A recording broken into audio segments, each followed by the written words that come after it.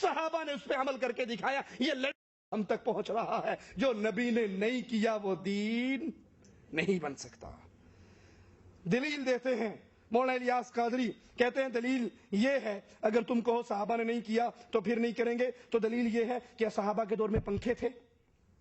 سبحان اللہ، ماشاء اللہ. کیا صحابہ کے دور میں لائٹیں تھی؟ کیا صحابہ کے دور میں گاڑیاں تھی؟ ہم ان بتیوں اور بلبوں کی روشنی میں بیٹھے ہوئے ہیں. ان دنوں پنکھے بھی نہیں تھے. اب پنکھے کجا اے سی کا سلسلہ ہے. اے سی کا ڈبہ بھی اب پرانی چیز ہو گئی. اب تو سینٹرل اے سی کا نظام چل پڑا ہے. پوری عمارتیں فل ایئر کنڈیشنڈ ہوتی ہیں. پہلے گھوڑے اور اونٹوں کی سواریاں تھیں، اب جناب وہ ہوائی جہاز فضاؤں میں اڑتے ہیں. تو صحابہ کرام علیہم الرضوان کے دور میں چراغ تھا، تو پھر آپ بتیوں کی روشنی میں نہ بیٹھا دیں، پنکھوں سے بھی تمتع نہ فرمائیں، اے سی کو بھی اپنے گھر سے نکالا دے دیں. اس طرح کی ہزاروں مثالیں قائم کی جا سکتی ہیں کہ جو صحابہ کرام علیہم الرضوان کے دور میں نہیں تھا. کیا صحابہ کے دور میں ہوائی جہاز سے پھر ان کو بھی چھوڑ دو؟ یہ کیوں کرتے ہیں؟ ہم کہتے ہیں مولانا بڑے ادب سے، بڑی محبت سے، بڑے پیار سے، گستاخی نہیں کرتے، ادب و احترام سے درخواست کرتے ہیں، کیا یہ پنکھا چلانا دین ہے؟ لائٹ جلانا دین ہے؟ جہاز میں سفر کرنا دین ہے؟ گاڑی میں بیٹھنا دین ہے؟ یہ تو دنیا کی چیزیں ہیں. اور مالک کہتا ہے وَيَخْلُقُ مَا لَا تَعْلَمُونَ، مالک اس چیز کو، ایسی چیزیں اللہ نے پیدا کرنی ہے جس کا تمہیں علم.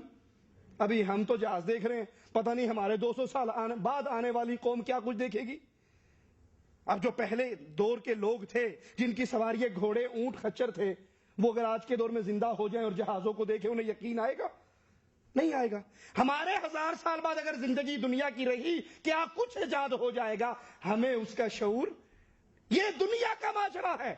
مولانا الیاس قادری خود کہتے ہیں کہ اچھا یہ تو دنیا کی چیزیں تھی، اب میں آپ کو دین کی مثال دیتا ہوں. دین کی مثال انہوں نے کیا دی؟ کہ مسجد نبوی میں لینٹر نہیں تھا، تم لینٹر ڈالتے ہو اپنی مسجدوں میں.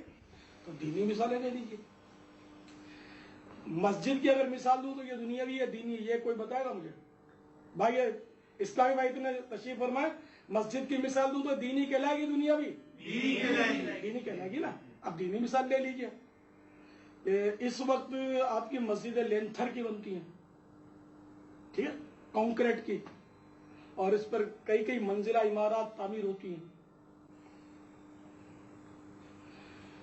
تو مسجد نبوی شریف علی صاحبہ الصلاۃ والسلام لینتھر کی تھی؟ کیا لینتھر کی تھی؟ نہیں تھی نا. تو مسجد نبوی شریف علی صاحبہ الصلاۃ والسلام کے ستون عالی شان جو تھے وہ کھجور کے درخت کے تنوں پر تنے تھے، اور نہ اس پہ فرش پر ماربل بچھا ہوا تھا، نہ آپ کے یہ موزائک ہوا تھا، نہ کارپیٹ تو اگر تصور نہیں، مطلب یہ کہ کچی زمین شریف تھی وہ، اور چھت مبارک بھی بالکل سادہ سی چھت تھی، لینتھر کی نہیں تھی. اب بتائیے کہ اب یہ جو مسجدیں آپ بنا رہے ہیں وہ مسجد نبوی میں ماربل نہیں لگا ہوا تھا، تم ماربل لگاتے ہو اپنی مسجدوں میں. مسجد نبوی میں قالین نہیں بچھے ہوئے تھے، تم اپنی مسجد میں قالین بچھاتے ہو. کیوں جی؟ کبھی آپ نے سنا کہ قالین پہ نماز پڑھنے والے کو ایک نماز کا 27 گنا ثواب ملے گا؟ بغیر ماربل والے کی مسجد میں نماز ہوتی نہیں ہے. لینٹر جس مسجد میں نہ ہو اس مسجد کے نمازیوں کو آدھی نماز کا ثواب ملتا ہے. کبھی سنا آپ نے؟ بھائی یہ لینٹر، یہ تعمیر، یہ بلڈنگ دین نہیں ہے. اچھا کہیں پہ مسجد ہی نہ ہو، کہیں پہ مسجد ہی نہ ہو تو کیا وہاں نماز ہوگی یا نہیں ہوگی؟ دلیل آپ دو کہ نبی نے 1 رکعت میں 2 سجدے کیے، 3 سے منع نہیں کیا، اور ابو بکر نے 3 کیے، عثمان نے 3 کی، بھی منع تو نہیں ہے نا.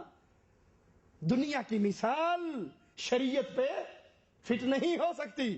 اچھا اگر دنیا کی مثال سے سمجھنا ہے، میں یوں سمجھا دیتا ہوں، اگر نبی کے دور میں جہاز ہوتا اور نبی اس پہ سوار نہ ہوتے تو ہم بھی سوار، کھیڑی بکی. نبی کے دور میں ڈھول تھا نا, نبی نے نہیں سنا, ہم بھی الحمدللہ نہیں سنتے. نبی کے دور میں گانے والیاں تھی, نبی نے ان کا گانا نہیں سنا, پسند نہیں کیا, اس کو روکنے مٹانے کا حکم دیا, ہم بھی پسند.